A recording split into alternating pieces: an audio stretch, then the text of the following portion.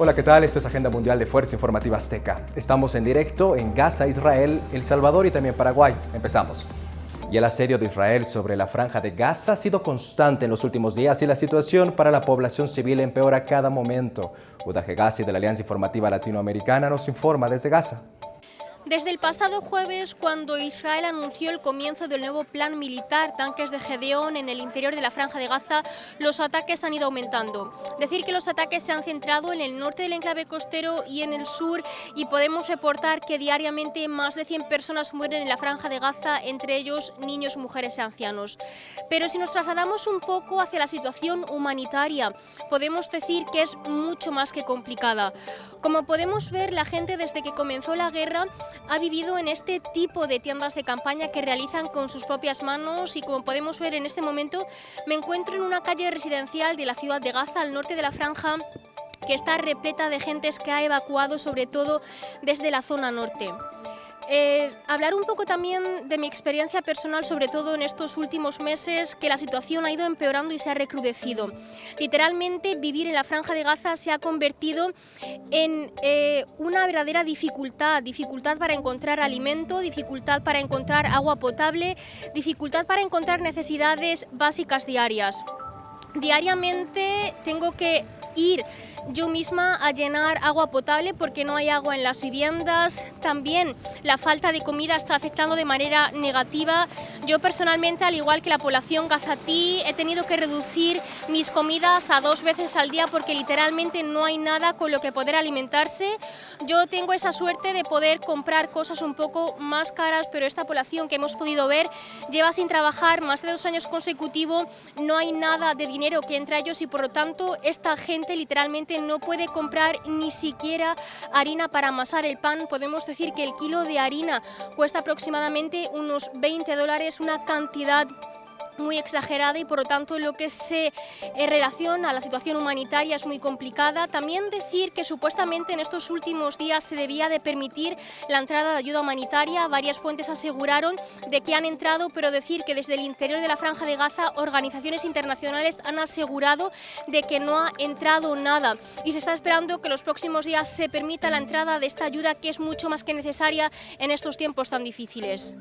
Uda Hegazi, desde la Franja de Gaza, para la Alianza Informativa Latinoamericana. Gracias, Uda. Por otra parte, en Israel hay quienes claman la expulsión de los gazatíes de su territorio, pero hay una minoría que se niega a ser cómplice del actuar del gobierno de Netanyahu. Yanira Gómez, de la Alianza Informativa Latinoamericana, nos informa desde Jerusalén. Yanira.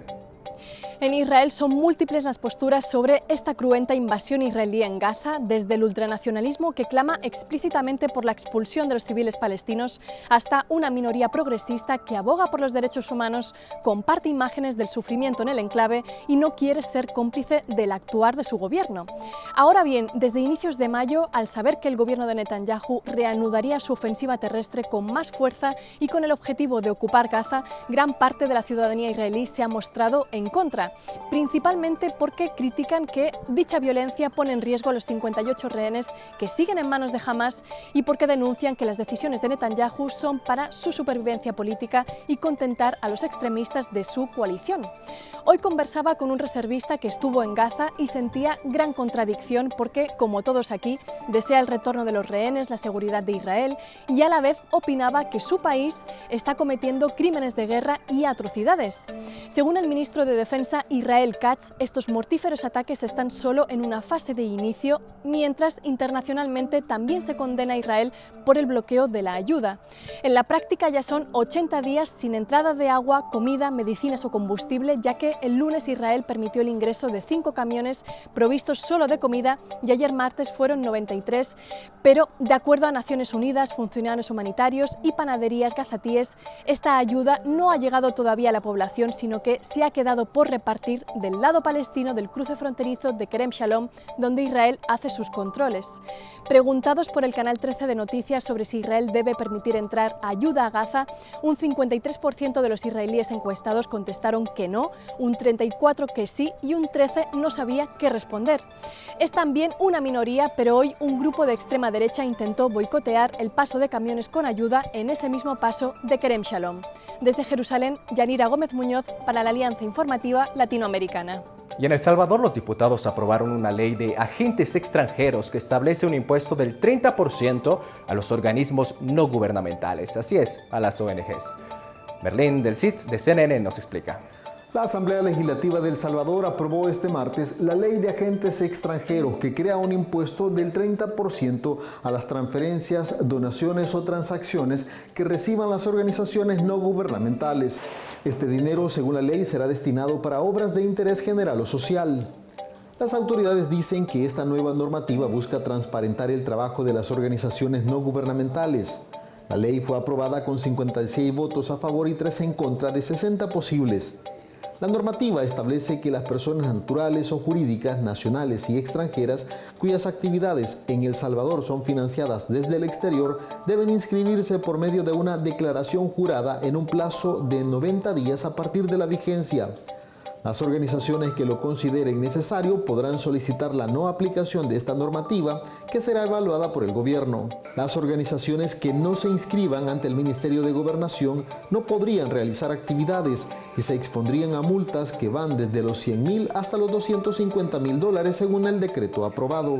Incluyendo aquellas que sigan queriendo dedicarse a actividades políticas. ¿Es que ya no lo van a poder hacer? Sí, lo van a poder seguir haciendo. Solo que ahora van a pagar el 30%. Hace 5 años. La ley fue propuesta por el presidente Nayib Bukele después de que varias familias protestaran cerca de su casa en busca de que el Ejecutivo interviniera para detener su desalojo ordenado por un tribunal. Organismos internacionales como Human Rights Watch han dicho que esta ley le permitirá al gobierno atacar a las organizaciones de la sociedad civil. Para CNN, Merlín del CID, San Salvador. Finalmente llegó a Paraguay Yanina García Troche, pareja del narcotraficante Sebastián Marcet, quien permanece prófugo. Ella debe responder a cargos de lavado de dinero. Y en las últimas horas, la DEA ofreció una recompensa de $2 millones por información que lleva a la captura de Marcet. Fátima Garay, de la Alianza Informativa Latinoamericana, tiene el reporte. Y seguimos aquí en el Aeropuerto Internacional Silvio Pettirossi de Asunción, donde se lleva a cabo la audiencia de imposición de medidas para la procesada Yanina García Troche. Ella está investigada por el hecho punible de lavado de dinero, que aquí en Paraguay se castiga con penas de entre 5 y 10 años de cárcel. Lo que se hace en este momento, luego de que ella haya arribado a nuestro país, es ponerla a disposición tanto de la justicia como del Ministerio Público. Ante la Fiscalía, ella se negó a declarar, se abstuvo, está en su derecho, mientras que para la audiencia de imposición de medidas se aguarda que la jueza del Foro Especializado contra el Crimen Organizado Rosarito Montanía resuelva cuál va a ser su lugar de reclusión, es decir, en qué penitenciaría estaría guardando prisión preventiva mientras continúan las investigaciones. Ella llegó cerca de las 6 de la mañana hora paraguaya aquí en compañía de 4 agentes de la Interpol que fueron hasta España a recibirla de la justicia española y llegaron aquí cerca de las 5:50, casi las 6 de la mañana. Esto es poco usual aquí en Paraguay, que la audiencia tanto de la justicia como del Ministerio Público se realice en el aeropuerto. Se hace por medidas de seguridad. En los alrededores de la terminal aérea también se pueden observar blindados tanto de las Fuerzas Armadas como de la Policía Nacional resguardando la seguridad, porque posterior a esta audiencia se va a realizar su traslado directamente al lugar donde estaría guardando reclusiones. Todo lo que podemos informar aquí desde Paraguay con imágenes de Alcides Benítez. Permiso, hasta luego. Fátima Garay. Gracias, Fátima. Estaremos pendientes al desarrollo de esta información y a usted gracias por acompañarnos. Fuerza Informativa Azteca, siempre presentes. Permiso, hasta luego.